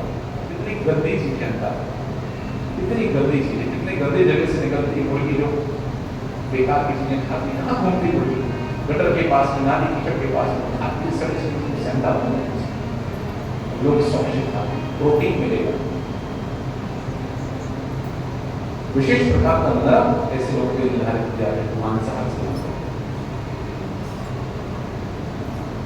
किसी धर्म में मांस खाने की अनुमति नहीं है, इस्लाम में भी नहीं, समझते नहीं है लोग। कुरान में वर्णन आता है कि यदि मुर्गी से काम चलता हो तो बकरा ना काटो, और बकरे से काम चलता हो तो ऊंट ना काटो। इसके नीचे आ जाओ, यदि सब्जी भाजी से काम चलता हो तो मुर्गी ना काटो। वहां नहीं था अरब में सब्जी भाजी, इसलिए बोला चलो खा लो। यहाँ तो है, मार्केट में जाओ, भिंडी है, कद्दू है, तुरई है, लौकी है, शिमला मिर्ची है, इतना सारा आइटम है, सारी वस्तु है। इसलिए ये मांसाहार ना हमारे स्वास्थ्य के लिए अच्छा है, ना हमारे धर्म के लिए अच्छा है, ना हमारे अध्यात्म के लिए, और ना भक्ति के लिए, और ना भगवान की कृपा पाने। इसलिए मांसाहार सर्वथा त्याज्य। बहाने मत बनाओ झूठे, नहीं खाएंगे तो ये हो जाएगा, नहीं खाएंगे तो एक बच्चा और मिला देश में रहता था, हमने उससे कहा भैया मांस रखा है, बोले प्रभु जी हमारे यहाँ तो 3 पीढ़ी से था, तो बड़ा परमार्थ का काम कर रहे, 3 पीढ़ी से हमारे यहाँ मांस खा रहे हैं। तुम्हारे परिवार में आएगा नहीं ऐसा श्रेष्ठ पुरुष जो तुम्हारी पीढ़ी की जो कुप्रथाएं हैं, गलत परंपराएं, इस परंपराओं को बंद करवाने वाला कोई व्यक्ति आएगा नहीं प्रभु जी हमारी 3 पीढ़ी से था। कौन सी बड़ी बात है? ऐसा होगा प्रभु जी ये मंदिर है, इस मंदिर में हमारी 5 पुष्पों से सेवा होती है, सारा खर्चा मंदिर का हमारे 5 पुष्पों से आता है। हमारे पूर्वजों ने 200 एकड़ जमीन, 100 बीघा जमीन, 200 बीघा जमीन मंदिर के नाम से लगा करके, तो अच्छी बात है ना। प्रभु जी 3 पुष्पों से हमारे यहाँ मांस खाया जाता है। कैसे? बॉडी दिखा कर चिंता बुद्धि कहाँ पशु चेतना हो गई है। दुर्भाग्य, वैसे तो कहना नहीं चाहिए धर्म के विषय में, लेकिन भागवत कहती है तला जाएगा बेटा तुमको पढ़ाई है, जैसे तुमने प्रश्नों को तला है ऐसे तुम्हें भी तला जाएगा। यूट्यूब पर वीडियो पड़ा है, देख लेना, हमारे इसमें भी कर्मचारी है, देखा आप लोग, बहुत वायरल हुआ था वीडियो, वो उड़ीसा या बंगाल के रहने वाले थे, बहुत मांस खाया, इसी शरीर में कष्ट होता, इसी शरीर में कष्ट, चौड़ी उतर गई होती, आग में चढ़ गई, या दूतों के दर्शन हुए होते हैं। एक एक चीज याद करवा दो, कोई भुला मत रही। यहाँ के civil court, high court, supreme court में जमानत हो जाए, फैसला किसी पक्ष में चला जाए, लेकिन जब भगवान युवराजी के दरबार में जब होगी, पेशी हुई, तो वहाँ ये कोई वकील काम नहीं करेंगे, वहां तो सीधा सीधा हिसाब किताब लिखा हुआ है, जो लिखा हुआ है उसी के हिसाब से काम होगा। वैसे तो आप सब पता के प्रेमी हैं, सत्संगी हैं, इसलिए किसी को यहाँ पर अभ्यास नहीं है, लेकिन किसी को अभ्यास रह गया थोड़ा, उसको भी छोड़ त्याग, संपूर्ण त्याग। कोई बहुत बहुत बड़ा पापाचार है, ऐसे व्यक्ति के हृदय में करुणा रह। राम जी की आंखों से अश्रुपात हो रहा है, और राम जी ने वहीं कहा निश्चरहीन करम वहीं भुज उठाई बलहीन सकल मुनि के आश्रम जाय जाय।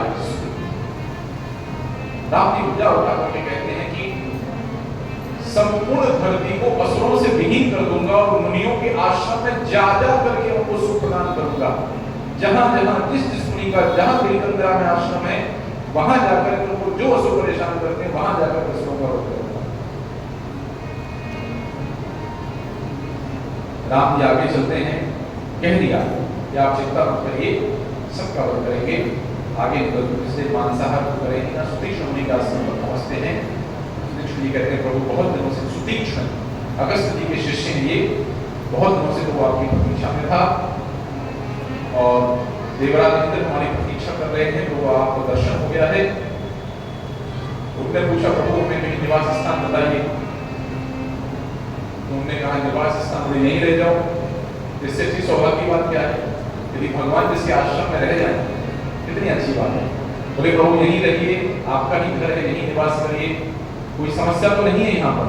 बोले प्रभु कोई समस्या तो नहीं है, बस एक ही बात है कि मृग जो हिरण है उनके झुंड यहाँ पर आया करते हैं, बस वही थोड़ा सा यहाँ शैतानी करते हैं। ऐसे बिल्ली घर में होती है तो उल्टा पुल्टा कर देते हैं, जैसे मृग आते हैं थोड़ी सी शैतानी करते हैं। तो राम जी बोले फिर तो एक ही इरादा करना। क्यों?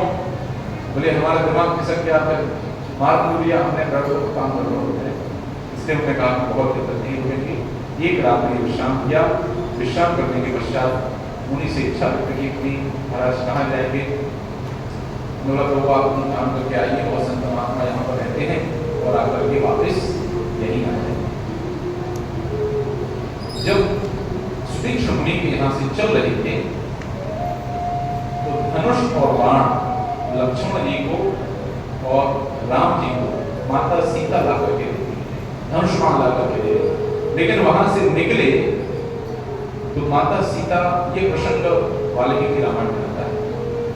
माता सीता राम जी से कहती है प्रभु मैं स्त्री हूं, नारी जाति की चपलता के चलते आपको कुछ कह नहीं, लेकिन आप निर्णय दोनों भाई अपने सूल को सिद्ध निर्णय दें। माता जानकी क्या कह, माता जानकी कह रही है प्रभु तीन प्रकार के व्यसन हैं, तीन प्रकार के व्यसन जो व्यक्ति को नष्ट कर देते हैं, बर्बाद कर देते हैं। कौन से हैं व्यसन? पड़ती खाना, गुटखा खाना, दारू पीना, ये व्यसन है। ये तो है ही, इसके अलावा तीन व्यसन बताते हैं। पहला व्यसन कहती है मिथ्या भाषण, झूठ बोलना। ये व्यसन है एक प्रकार का, जिसको लग जाए ये व्यसन छूटता नहीं, आते जाते झूठ बोलता रहता है, झूठा है, झूठी बोलता रहता है। बोले प्रभु आप तो परम सत्य हैं, ये व्यसन आपके अंदर हो नहीं सकता है, ये तो दोष आपके अंदर है नहीं, आप सत्य की साक्षात मूर्ति हैं। दूसरा क्या व्यसन है? बोले प्रभु दूसरा व्यसन है पर स्त्री का बन, ये तो हम स्वप्न में भी नहीं सोच सकते, आपको मर्यादा पुरुषोत्तम है। रामायण के टीकाकार लिखते हैं कि राम जी तो छोड़िए, भगवान के पाप कर ही नहीं सकते, ये वचन भगवान के अंदर हो ही नहीं सकता है। और भगवान नर नारायण की याद दिलाते हुए कहते हैं कि जब भगवान नारायण बद्रिकाश्रम में तपस्या करने के लिए बैठे, उस समय इंद्र बड़े चिंतित हो गए, तो वहां पर उन्होंने अप्सराओं को भेजा, और जब अप्सराओं को भेजा तो भगवान ने अपनी जंघा से ही उर्वशी को पैदा किया। आज भी आप जाएंगे बद्रीनाथ में, वहां स्थान है जहां से उर्वशी को देख करके सारे देवता होते हैं। तो ये विकार तो भगवान के अंदर आ ही नहीं सकता है, लेकिन बोले प्रभु एक विकार और है। ये विकार ये है कि बिना बैर के, बिना किसी बैर के यदि कोई व्यक्ति हिंसा करता है, पशुओं का वध करता है, किसी को मारता है, कोई बैर नहीं, ये प्रभु एक व्यसन है। बाकी तो सब ठीक है प्रभु, तीसरे को थोड़ा चिंतन करिए। आप वहां पर प्रतिज्ञा करके आए हैं कि आश्रम में जाकर के सारी धरती को वस्त्रों से नीचे चलेगी, मैं कर्म करूँगा ही, सारे संसार को वस्त्रों से नहीं कर दूंगा। प्रभु अपना क्या दोष, अपने तो कोई गलती करी नहीं, असुरों ने अपना कुछ किया नहीं। प्रभु जब तक आपको मारने के लिए नहीं आया तब तक आप मारने के लिए नहीं जाना। इस प्रकार का विचार माता जानकी रखती और एक कहानी भी सुना। प्रभु कहते हैं कि देखो सब तो बढ़िया है, साधु सन्यासी का जटाजूट आपने धारण किया है, ये धनुष बाण आपको शोभा दे रहा है, साधु बन करके रहेंगे, राम आगे राम कहेंगे। माता सीता दृष्टांत सुनाती हैं कि एक बार की घटना है, एक बड़े प्रसिद्ध ऋषि थे और शची के पति इंद्र उनके पास आते हैं और कहते हैं प्रभु जी हमारी तलवार कब तक उड़ेगी। थोड़े दिन के लिए हमारी तलवार रख लो, हम आएंगे और व्रत करके चले जाएंगे। ऋषि बड़े तपस्वी थे और प्रत्याशी थे, इंद्र के करके कितने तपस्वी थे। लेकिन तलवार रखी थी, आश्रम के आसपास घास फूस हो गई, थोड़ा छील दिया घास को, सफाई कर दी। अब जाए, लटकी रहे तलवार, जाए कहीं डाल पत्थर इकट्ठा निकल आए, जैसे कुल्हाड़ी का काम करते थे, तलवार से काम करने लगे। और एक दिन उन ऋषि से ऐसा समय भी आया जब गरीब पशुओं की हत्या होना उन ऋषि से प्रारंभ हो गया। और जैसे गरीब पशुओं की हत्या होना शुरू हुआ, सारा तपस्या का बल चढ़ा गया, ऋषि को नरक में वर्णन माता सीता की कहानी सुनाई रामायण। तो इससे बोले प्रभु बिना बैर के मत मानिए, आप बिना बैर के मत मानिए। तो माता सीता क्यों कह रही है, क्यों अपने पति को निर्देश दिए? तो कभी कोई व्यक्ति कुछ कहता है तो उसके पीछे भावना क्या है, इस भावना को समझने का प्रयास करना चाहिए। भावना क्या है? माता सीता शुभ चिंतन में राम, इसलिए कह रहे हैं कोई पत्नी अपने पति से कुछ कहे तो सुन लेना चाहिए। जब पति अपने पिता अपने पुत्र से कहे तो ऐसे न लगाए कि बाप हमारा दुश्मन है। लगता है कई बार बच्चों क्या कह रहे हैं, खेलने नहीं दे रहे, हमें जाने नहीं दे रहे, यहाँ माता पुत्रियों को दुश्मन दिखाई देती है, ये रोक लगा करके रखी हमारे ऊपर, वो रोक लगा करके रखी ना। ये रोक अच्छी है, यदि कोई शुभ चिंतक व्यक्ति हमसे कुछ कहता है तो मानना चाहिए। बड़े विनम्रता से कहा माता जानकी ने, लेकिन राम जी तो राम जी, राम जी बोले हर बात नहीं मानेंगे आप, कुछ बात में मानेंगे, सब बात नहीं माने। राम जी बोले ऐसा है भैया, देवी ऐसा है कि ऋषि निश्चय समर्थ है, लेकिन ये सचेत है, समर्थ है लेकिन सचेत है कि हमसे कोई ऐसा कार्य ना हो जिससे हमारी तपस्या का फल नष्ट हो, इसलिए श्राप देना नहीं चाहते हैं। और रघुकुल रीति सदा चली आई, प्राण जाए पर वचन न जाए, वहां पर हम लेकर के ही आए, जो हमने व्रत धारण कर ही लिया है कि निश्चय नहीं मैं कराऊं नहीं, भुज उठाई करके ध्वजा उठा करके हमने प्रतिज्ञा कर ही ली है कि सारी धरती को राक्षसों से नील कर दूंगा। अब तो देवी उसी पिताजी के वचनों में बंद करके तो यहाँ जंगल में घूम रहे हैं और आप हमसे कह रहे हैं कि हम तपस्या तोड़ लें। हम तो ठीक है प्रभु, जैसा करना है वैसा करो, जो आपकी इच्छा हो वैसा करो। तो ऐसा विचार करें कि हमने कुछ कहा है तो होना चाहिए, माई भी इसका है जो हम कह रहे हैं वही होना चाहिए ना। आप सलाह दे दो, सामने व्यक्ति बात मान जाए बहुत अच्छी बात है, नहीं माने तो ठीक है, कोई समस्या नहीं।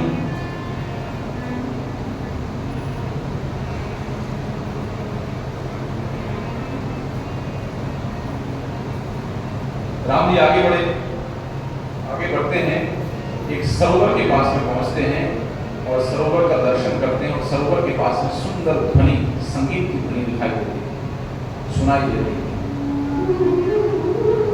बांसुरी बज रही है, वीणा बज रही है, मृदंग बज रहा है। राम जी बोल रहे देख कोई रहा नहीं है यहाँ पर, ये सुंदर ध्वनि कहाँ से आ रही है, कहाँ से ध्वनि आ रही है? तो साथ में एक मुनि महाराज उनके साथ में थे, धर्मव्रत मुनि, उनसे बोला तो बोली आवाज कहाँ से आ रही है? उन्होंने बोला एक ऋषि थे, उनका नाम था मांडकर्णी ऋषि, और ये ऋषि जो है यहाँ पर तपस्या किया करते थे। और देवताओं ने एक बार 5 अप्सराओं को भेजा, तपस्या से मुनि का दिमाग फट गया, भोग में लग गए। अब ये सरोवर के अंदर ही निवास करते हैं, उन्हीं 5 अप्सराओं के साथ रहते, वहीं गाना बजाना चल रहा है, वहीं पर यहाँ वहीं क्या गया है। निष्कर्ष क्या है, जीवन में बहुत सारे टेम्पटेशंस, आप जब भगवान की भक्ति करना शुरू करेंगे, जैसे उदाहरण के तौर पर कभी आपने निर्णय लिया कि अब आज से मावा खाना बंद, आज से तमाम नहीं खाना, इच्छा बहुत हो गया, नहीं बहुत इच्छा होगी, ऐसी इच्छा होगी चलो यार थोड़ा एक बार खाई लेते, थोड़ा सा दबा लेते हैं, दिन में एक बार ही खाते, ऐसी इच्छा होगी आपकी। लेकिन जब भक्ति के पथ पर हम चलेंगे, नियमों को पालन करना शुरू करेंगे, इच्छाएं बहुत नहीं है। जिस दिन मछली खाना छोड़ोगे उस दिन बार बार उसको याद आएगा, ये इच्छाएं आएंगी। लेकिन भगवान गीता में कहते हैं कि इच्छाओं के आने पर जो व्यक्ति उन इच्छाओं के पूर्ण करने में लग जाता है, ऐसे व्यक्ति को जीवन में कभी शांति प्राप्त नहीं हो सकती। निकले रास्ते से देखा भैया बड़ी अच्छी गाड़ी खड़ी है, ब्रीजा नहीं आई है अभी, या कोई अच्छी गाड़ी आई है, देख करके इच्छा होगी अंदर, चलो खरीद लेते हैं। ऐसे तो बड़ी बड़ी हजारों इच्छाओं का प्रवेश होता है, लेकिन हर इच्छा को पूर्ण करने में लग जाएंगे तो जीवन अशांति से भर जाएगा। इसीलिए कृष्ण कहते हैं गीता में कि श्रेष्ठ पुरुष वो है, शांति जीवन को प्राप्त करता है, जो इन इच्छाओं के प्रवेश होने पर भी विचलित नहीं होता। कि उसी प्रकार से जैसे नदियों, हजारों हजार नदियां समुद्र में प्रवेश तो करती हैं, लेकिन समुद्र में बाढ़ कभी नहीं आती। ये यदि किसी की मन स्थिति हो गई तब तो जीवन में शांति प्राप्त है, अन्यथा जीवन में अशांति अशांति होगी। तो लोग अपनी टांग खींचे, देखो तो बड़ी भक्तन वाली घूम रही है, हमें मत बताओ, सब पता है क्या खाते थे, सब पता है क्या करते, ऐसे लोग मिल जाएंगे आपके जगह, लेकिन उनकी बातों पर ध्यान नहीं है, बिल्कुल ध्यान नहीं। टांग खींचने वाले मिलेंगे आपको बहुत सारे, जब आप भक्ति पथ पर आगे बढ़ेंगे तो आपको वहां से ध्यान हटाने वाले बहुत सारे लोग मिलेंगे, लेकिन उन लोगों से विचलित नहीं होना। क्यों? क्योंकि यदि आगे बढ़ना है तो परीक्षा पास करनी पड़ेगी। 10 वर्ष क्वचित परिदशान मासानेक संवत्सरम क्वचित क्वचित चतुर्मासान पंचषट्शातरान क्वचित अपरत्रान अधिकान मासान अधिकम क्वचित 3 मासान अष्टमासान च राघवो न्यवसति। कहीं 8 महीना, कहीं 4 महीना, कहीं महीना भर, कहीं 15 दिन, कहीं 4 दिन, ऐसे घूम करके यहाँ पर राम ने लगभग अपने 10 वर्ष पूर्ण कर दिए। 10 वर्ष पूर्ण करने के पश्चात पुनः एक सुतीक्ष्ण मुनि है, उनके आश्रम में पहुंचे और उन्होंने कहा, प्रभु हम चाहते हैं कि हम जाकर के अगस्त जी का दर्शन करें। राम जी साधु संघ की इच्छा व्यक्त कर रहे हैं कि हमें साधु संघ करना है, हमें साधु संघ प्राप्त है। महाप्रभु कहते हैं साधु संग सर्वशास्त्र कहे, लवमात्र साधु संग सर्व सिद्धि है। साधु आज तो इतना सुलभ है, यूट्यूब पर साधुओं की भगवान पड़ी, टीवी पर साधु इतने सारे आ रहे हैं कि नहीं, सुन सकते हैं, इतनी सुविधा हो गई साधु संग की, लेकिन हमारा मन ही वहां पर नहीं जाता। राम जी उत्सुक हैं अगस्त जी से मिलने के लिए। सुतीक्ष्ण जी बोलते हैं भैया यहाँ से चले जाइए दक्षिण दिशा की ओर, वहीं पर उनके बड़े भैया का आश्रम है, उनके बड़े भाई का आश्रम है, और वही आपको रास्ता दिखा देंगे, अगस्त जी के आश्रम में पहुंच जाना। राम जी गमन करते हैं और जाते जाते अगस्त जी के भाई के आश्रम का दर्शन होता है और अगस्त जी की महिमा का बखान करते हैं। 2 भाई थे, वातापी और गिरवल, बड़े दुष्ट थे, साधु का वेश रख करके भोजन कराया करते थे।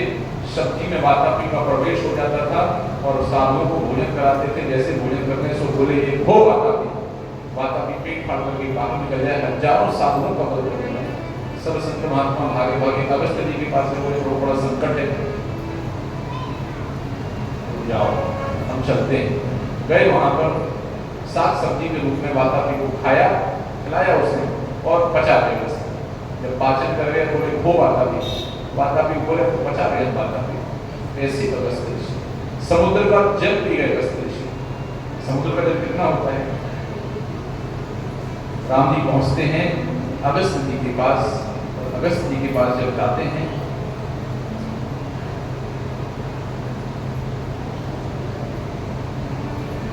अगस्त जी का सेवक पहुंचता है शिष्यंदर, प्रभु दशरथ नंदन राम लक्ष्मण अपनी पत्नी माता जानकी के साथ यहाँ पर आए। अगस्त जी फटाफट अंदर लेकर के आओ, सुंदर स्वीकार करते हैं और अगस्त जी वहाँ पर पुरुष धनुष प्रदान करते हैं, शालन का धनुष।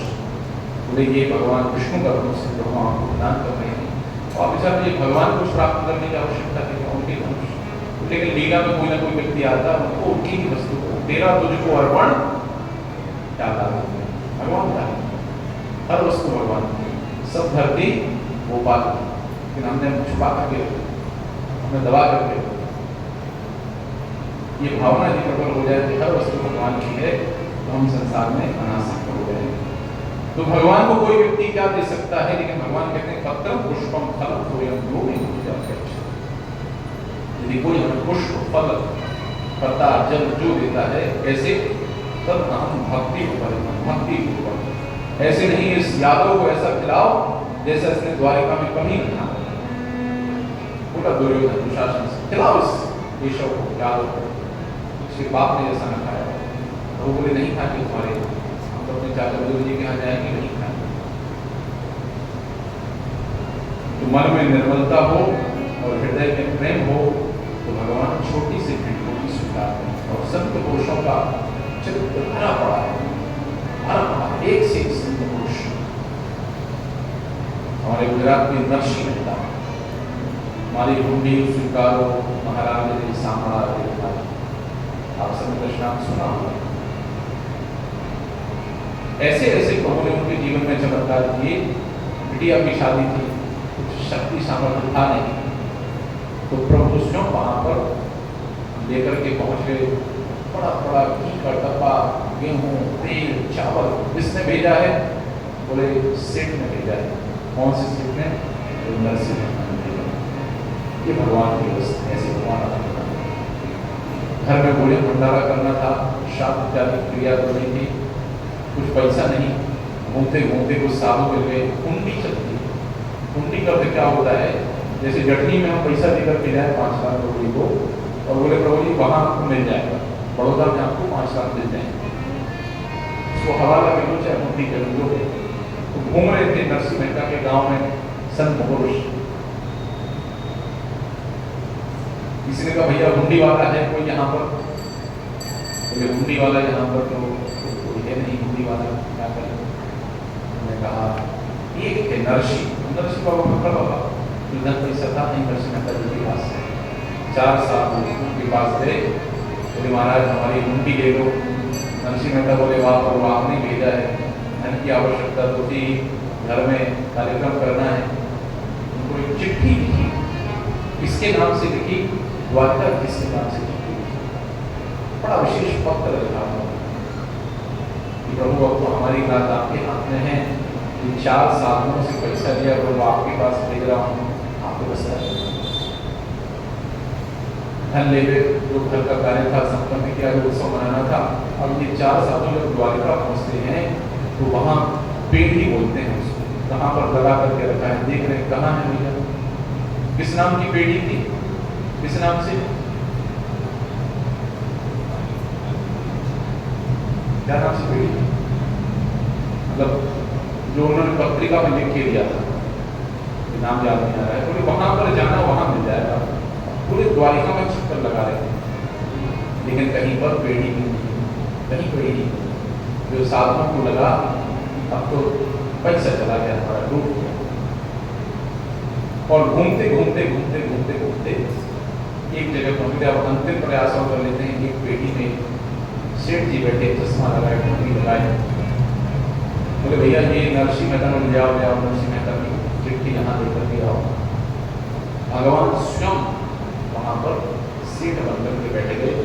नरसिंह मेहता ने जो कुंडी भेजी थी उसको वापस, बहुत सुंदर भाव लिखा है, हमारी कुंडी स्वीकारो महाराज ने सामड़ा नहीं, ये भाव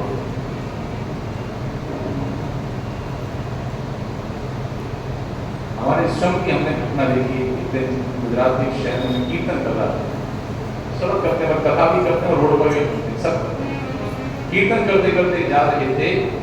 एक बच्चों का समूह मिला। कौन से बच्चों का समूह? जो सिग्नल के ऊपर क्या करते हैं, भीख मांगते, बच्चों का समूह मिला। कीर्तन हम लोग कर रहे थे तो किताब बांटते हैं, तो बच्चों का समूह आया और एक बच्चे ने उसकी जेब में जितने पैसे थे, 1 का सिक्का, 2 का सिक्का, 5 का सिक्का, सारे सिक्के प्रभु जी उसने लाकर के दे दिए। यहाँ तक नहीं रुका, उसके साथ भिक्षा मांगने वाले जितने लोग थे सबको लेकर के आया। 2-2, 5-5 रुपए जितने थे सब उसने जो है, चलो तो तुम लोग भी महाराज जी को तो सब पैसे, हमें लेने में शर्म लगेगी, बेचारे बच्चे भीख मांग रहे हैं। भाव तो देखो, 8 साल 9 साल के बच्चे हो रहे हैं, भीख मांग रहे हैं दूसरे से, दे दो भैया, और लाकर के पूरा धन ला करके यहाँ सेवा में दे रहे हैं। तो ये दान बहुत श्रेष्ठ है। भगवान के मंदिर में भगवान की सेवा में सुना का भाव सबसे सर्वश्रेष्ठ। अगस्त जी, प्रभु को कौन अस्त्र दे, प्रभु को कौन शस्त्र दे, लेकिन अगस्त जी ने जब इस प्रकार से कहा कि प्रभु ये शस्त्र है, ये धनुष है, ये आप स्वीकार कीजिए, तो भगवान स्वीकार करते हैं भक्तों के भाव को, स्वीकार कर दिया उन्होंने। बोले प्रभु अपने कोई स्थान बताइए जहाँ आप निवास करें। तो निवास करने के लिए अगस्त जी ने कहा कि प्रभु आप जाइए और जाकर के पंचवटी में निवास करें। तो आज राम जी पंचवटी हम लोग पहुंचे हैं, और कल कहाँ ले चलेंगे राम जी को? किष्किंधा। ठीक है, आज पंचवटी तक, कल प्रभु चलेंगे, सुपर्णखा की नागरान कटेगी और जटायु का उद्धार करके भगवान माता सती के साथ होते हुए, और फिर कल सुग्रीव से भेंट, बाली का वध, और 2 दिन आप लोगों को सुंदर कांड की कथा सुनाएंगे। ठीक है, तो आज कथा को हम लोग पर विश्राम देंगे। आरती और हरिनाम से। हरे कृष्ण। बहुत बहुत धन्यवाद बोली। पूरा कथा मध्य तो जना पड़े नहीं भगवान को कोबड़े उत्साह अच्छी जैसे कथा के शेष होगा अच्छी हरे हम जोरे हरिबोल कहवा जितने जोरे हरिबोल आसे तो जना पड़े कितने उत्साह से हम कथाटा सुनी छे। 1 2 3 हरि जय हो। संस्कृति वाले ताली ये विषय बोले बहुत सुंदर भाव कथा चली थी। हम टाइम की सीमा रही थी, हम रोज को अपनी रिक्वेस्ट करते हैं तो इस समय कथा आगू बढ़े आए। तो काली जब आम कही कथा जिते कौन से आयोजन हुए तो आम बहुत विभिन्न प्रकार सेवा थाए। ये आयोजन भी बहुत प्रकार कुकिंग सेवा, क्लीनिंग सेवा, बहुत प्रकार सेवा रही जी भी योगदान देवाई चाहूँगी केतवे आसिक योगदान दे पारे। ता सहित किसी भक्त मैंने श्रद्धालु आसिक धन रूप में सहयोग कर अन्य व्यवस्था आज आम गिफ्ट देवाई